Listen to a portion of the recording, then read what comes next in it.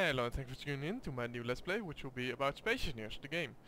So I thought let's, in the first episode, explain some stuff to you, and then after that I will start a survival, and I'll have a mess around in that. So, first I want you to take a look at these two, well, ships. They seem identical except for there's a gravity generator on this one, so that I can, walk everywhere a little bit, and so they look kind of the same. The only difference is that this one is a station, which means that if I use my thruster, I won't go forward because the station won't move at all, never. And if I do the same on this one, it should piss off into outer space. And there it goes. It can't stop because it doesn't have a forward thruster. And that's when we get to this one. Because this one does have a forward thruster. Which means that if I accelerate in this one, I will brake. Because if you look at the bottom right, you can see a whole list like mass, speed, power usage, reactors, thrusters, and dampeners. Dampeners, if I turn them on, then the ship will brake. If I turn them off, the ship won't. And as soon as I turn them on, it will brake again. The only problem is I can't steer with this one. Because not only does it only have a forward and back thruster, but it doesn't have gyroscopes, which allow me to rotate, as I will demonstrate in this one.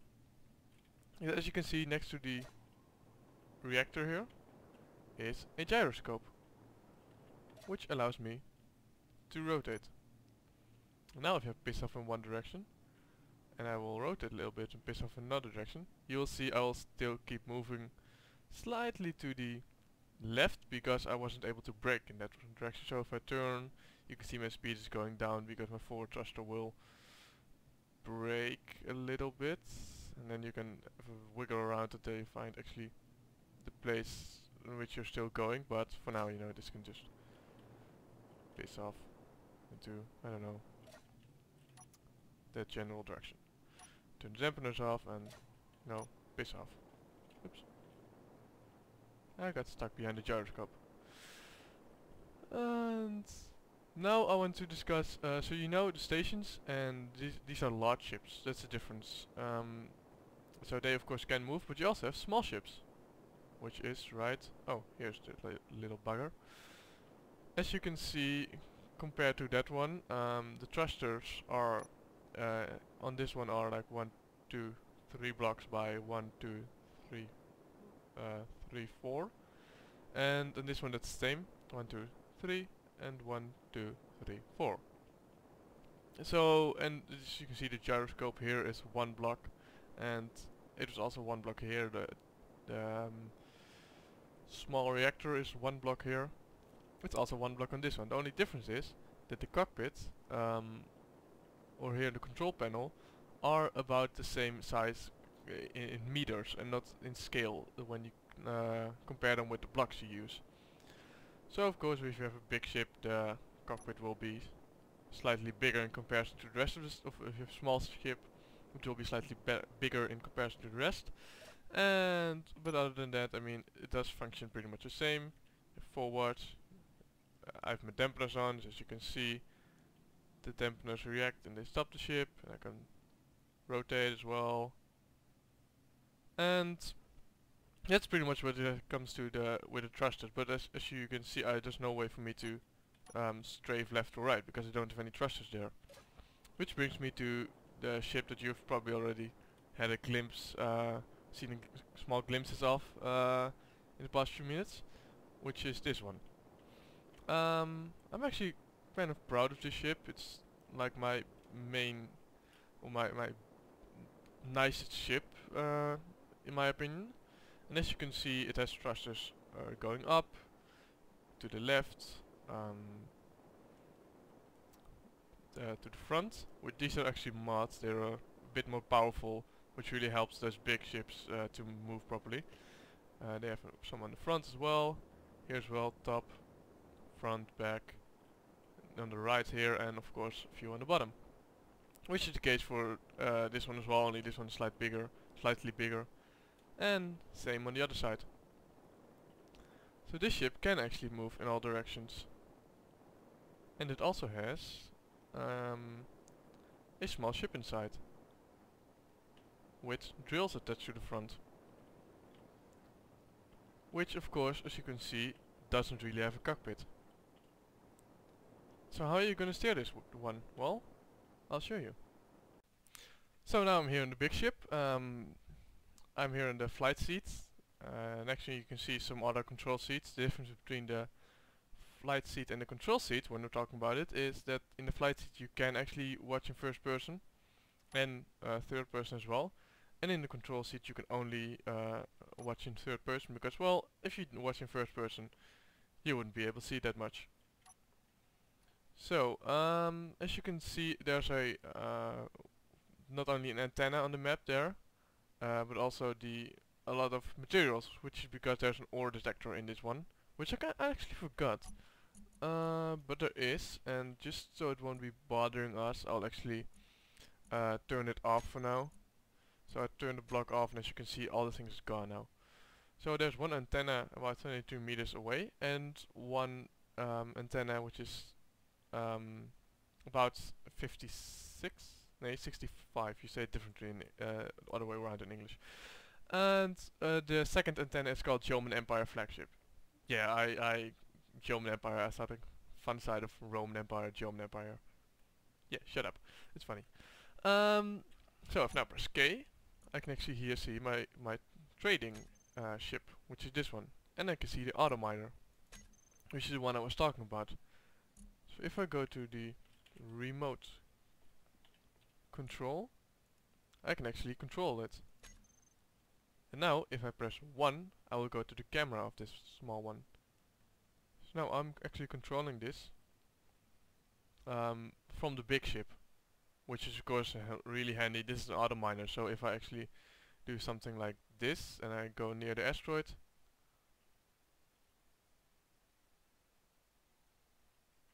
it should... Is it this sensor I need to turn on then? Yes. Now as you can see, it's starting to mine on its own. I'm actually not doing anything right now. I can even get out of the ship, and as you can see, the antenna is moving away because it's mining automatically. Which for now is not really that important how I can do this. But it's nice to know that you can actually get auto miners in the game. You can control stuff with your remote control. And of course, if this one flies around a little bit, you can see it's not great on turning because it's, well, it's quite heavy if you look at the mass. But other than that, I mean, it does function quite nicely. I'm actually quite proud of really proud of the way this one handles. And the way this one actually looks as well. So that's pretty much everything about this nice big ship. So if we get out and we go to this back here, you can see there's this one with some glitched stuff. Let me really quickly repair this. These blocks here are added like this last week, and they're still a bit glitchy because the game is still in alpha, in early access. It does have some bugs. So there's this ship, weirdly enough. There used to be engines here. These engines break every once in a while. Still not figured out why. Something wrong with the way they portray, so sometimes they break. I'm not really sure if they're still on the other side. Yeah, on the other side they're still here, so I don't know why it sometimes breaks and sometimes it doesn't. So if you go into this ship, you can see there's a big complaint about defense, conveyors, factory, blah blah blah. That means that I just turned off my ship. As you can see, the thrusters also don't have that weird blue glow. And if I turn the engines on, you can see that it actually is on. The reason I turned it off is because or you should turn your dampeners off, or your whole ship if you're actually controlling another ship and you're landed, you're connected with the ship, because otherwise this ship will try to counter the speed of that one, the big one, and it will start burning stuff away. So of course you don't want that. And this one is stuck with my landing gears. As you can see, the little green bar over there, and there's other 3. So if I press B, you can actually see that my landing gears in the bottom right went from in proximity to locked to in proximity to locked. So now they're in proximity, that's why they're yellow. And of course I can just fly away. And from first person, this ship does look actually quite amazing. Oh, I don't have my dampers on. This one does look quite amazing from first person. And I'm actually really happy the way it looked. I built it yesterday, so it's not perfect yet. The color is not the way I want it. I'm happy with the color, just not with the way it looks in general. The way I colored it. So yeah, I'll work on that. But I thought, well, let's show you anyway, because it's quite a fun ship and it does maneuver extremely well actually. And of course, one big thing about Space Engineers, which I haven't shown you yet, is that if you crash, you genuinely crash. As you can see, the ship is pretty damaged. There were some rocks flying away from when I hit the asteroid, and if I just keep on digging and moving around a little bit, I will actually damage the ship even more. So yeah, I just thought that would be fun to show you. And now of course you have a damaged ship. So, oh, not what I was trying to do. Oh well, you can just piss off. I don't want you anymore. Bye. Good luck on your travels. Safe travels. Don't forget to eat, I don't know.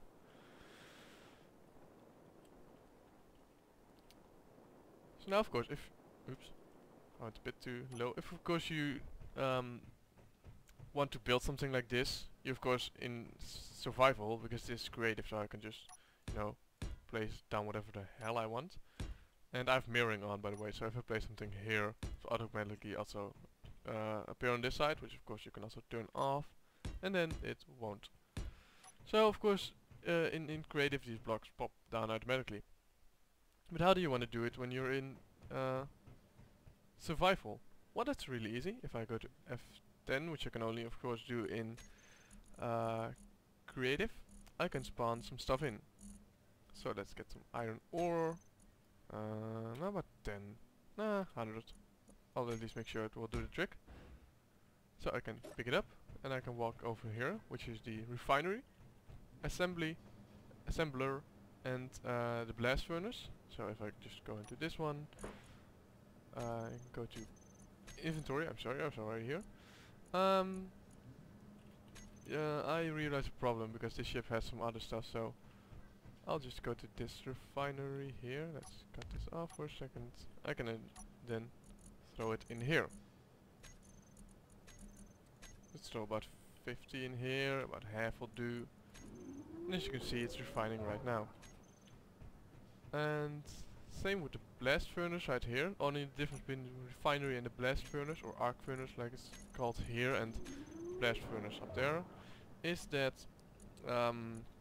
it can only process iron ore, cobalt ore, and nickel ore, if I'm correctly. I know iron and cobalt, and yeah, iron, cobalt, and nickel.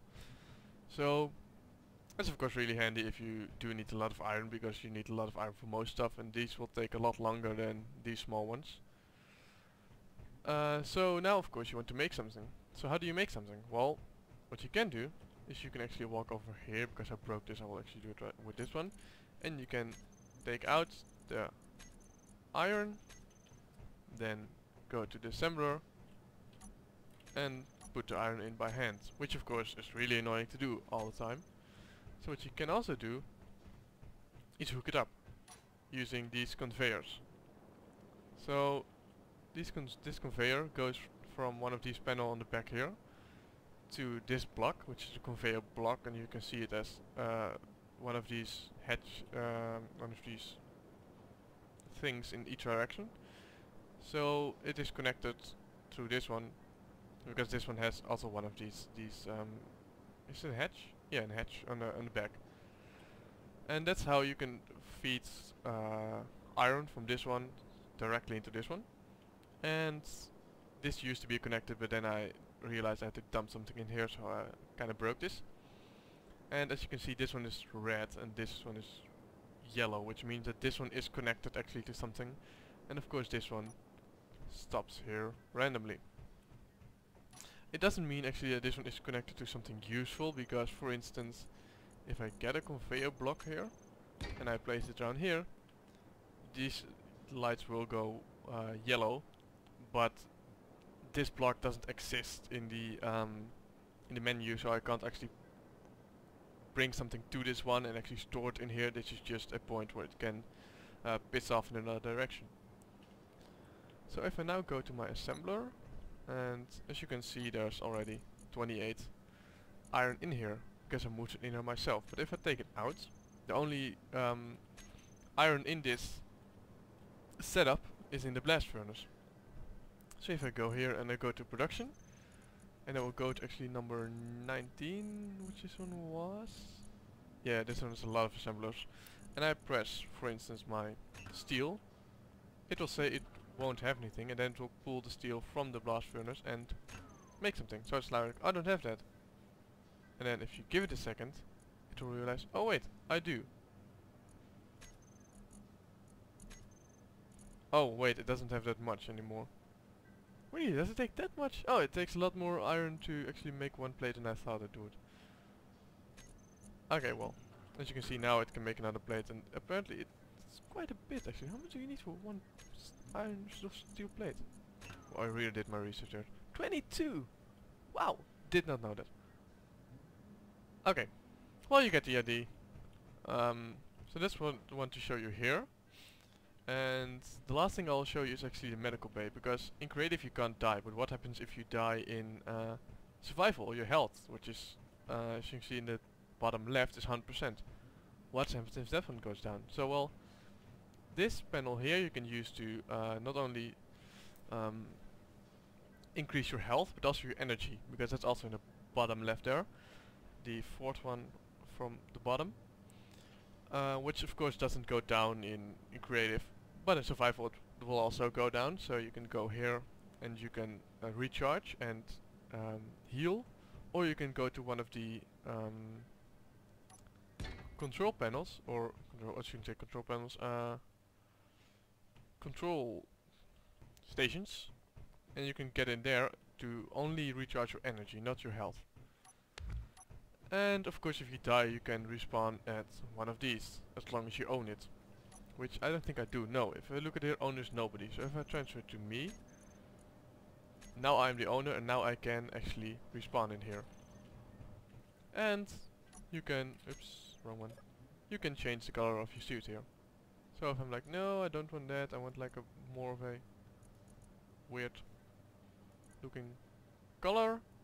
Oh, it doesn't have a lot of saturation. I was like, why does it stay white? So yeah, now it's really weirdly green. It's a bit weirdly red now. Oh, red blue now. So you can mess around in here, and then you will, you know, have different color suit, which is always quite funny.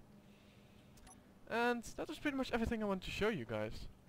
I don't think I've mentioned something or forgot something that I should really mention. And then from next episode I will actually, you know, start in a survival world with nothing but a small standard spawning ship, respawn ship, which you will get at the start, which is one refinery, one assembler, and a small reactor. So pretty much everything you need to survive, but not that much more. So I'd like to thank you guys for watching, and don't forget to tune in next time when I will actually start my own survival.